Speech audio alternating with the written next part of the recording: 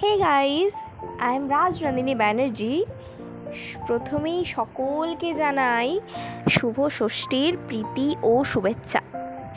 যাই হোক, ওই যে বলেছিলাম না, কিছু বিশেষ কারণবশত আমাকে পঞ্চমীর দিনটাও কাটাতে হয়েছিল রায়গঞ্জের বাড়িতে। যাই হোক, পরের দিন সকাল হতে না হতে, মানে ষষ্ঠীর দিন সকাল হতে না হতে, মায়ের ফোনের পর ফোন আসাতে এত বকুনি দিয়ে যেন মনে হচ্ছে কাছে এসে ধাক্কা দিয়ে বের করছে রায়গঞ্জ বাড়ির থেকে গ্রামের বাড়ির উদ্দেশ্যে। যাই হোক, তারপরে মায়ের বকুনি খেতে খেতে বেরিয়ে পড়লাম গ্রামের বাড়ির উদ্দেশ্যে। মনে এক রাস আনন্দ, মায়ের পুজো হচ্ছে, মা আসবে বাড়িতে, কিন্তু সব কিছুর মাঝে যেন একজনকে বড্ড মিস করছি।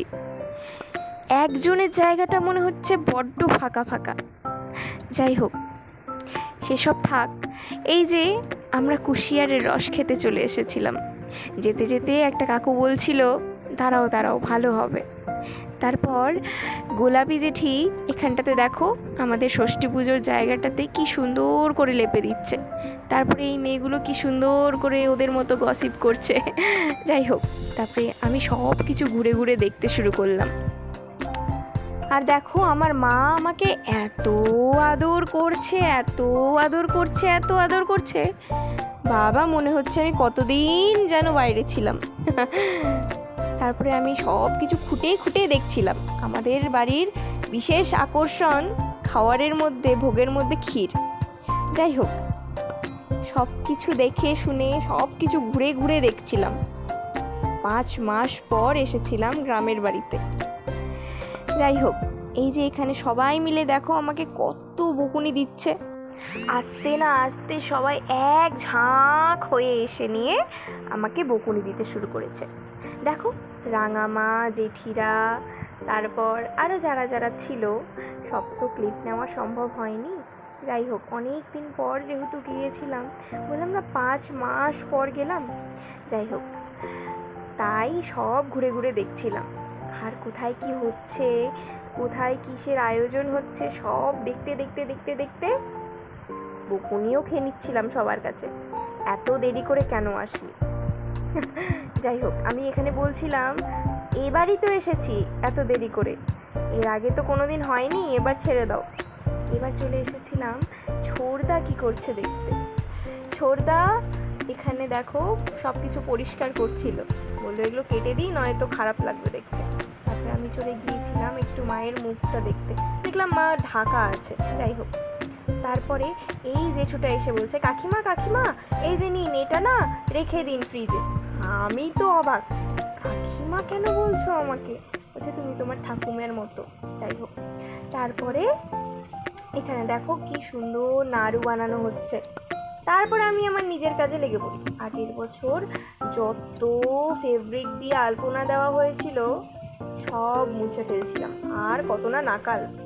এই দেখো, এইদিকে আবার একটা কাজ সেরেছে, মহিষাসুরের নাকি হাতে ভেঙে পড়ে গেছে। যা,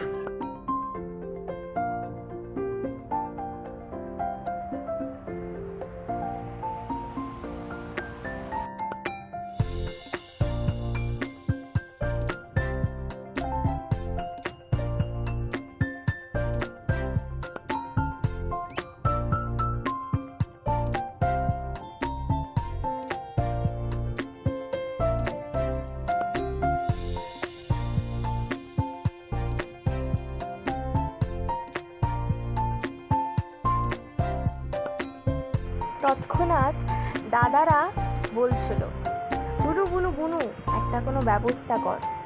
আমি আমার নিজের টেকনোলজি খাটিয়ে বের করলাম ফেভিকল আর পেপার দিয়ে একটা পুটিং। যাই হোক, দেখলাম সাকসেস পেলাম অবশেষে।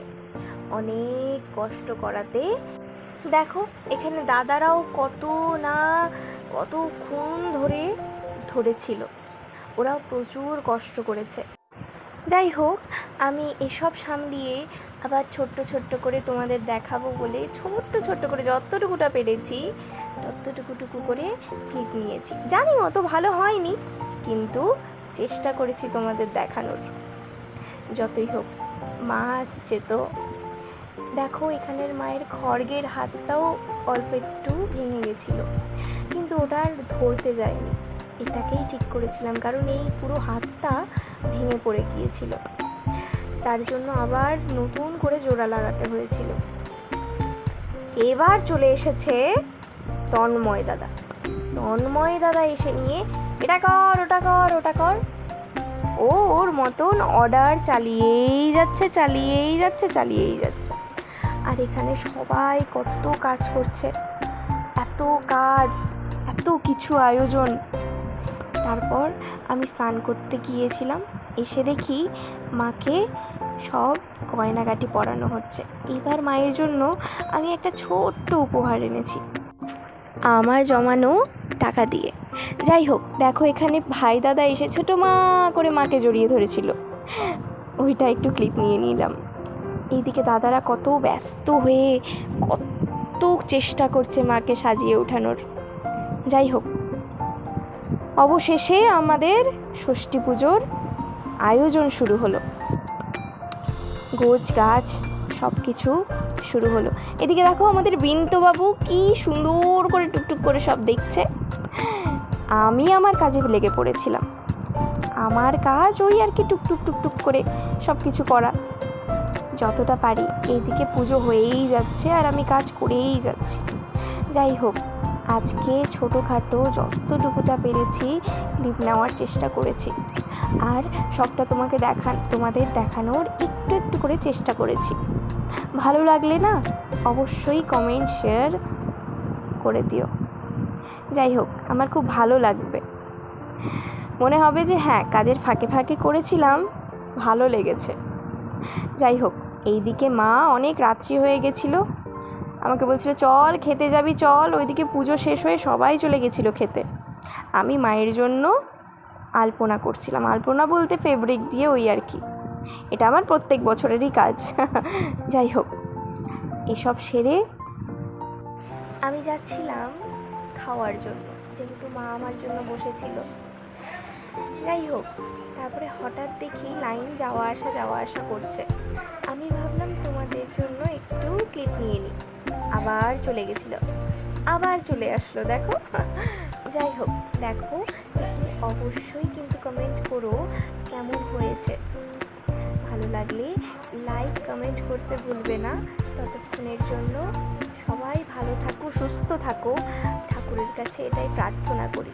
আমার হাতের অবস্থা এটা ছিল। যাই হোক, সকলে খুব মজা করো, আমি চলি তবে, টাটা।